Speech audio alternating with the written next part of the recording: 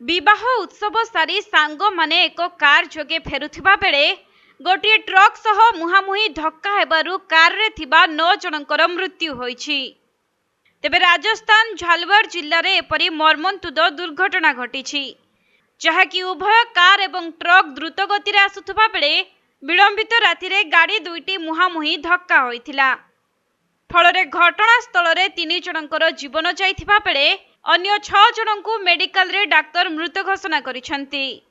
मिलिथिबा सूचना अनुसार एही दुर्घटना रे आहत होई झारवाल सरकारी डाक्तरखाना रे जने भर्ती होइछंती एवं समस्त मृतकंक बयस 18 रु 30 वर्ष मध्य रे हेबो बोली जना पड़िछि। तेबे एही दुर्घटना रे कारटी पूरा चूना होई जाइछि। आ दुर्घटना परे आखपाखरे थिबा लोकमाने सेमानंकु उद्धार करी मेडिकल को नेइथिले, किंतु घटनास्थल रे 3 जनकर मृत्यु होइथिबा बेले 6 जनकु डाक्तर मृत घोषणा करिसंती। अन्यपटे एही दुर्घटना परे ट्रक चालक जनक फेरार होई जाइथिले। परे पुलिस तांको ठाब करी अटक रखिबा सह घटनार अधिक तदंत करुथिबा जना पड़िछि।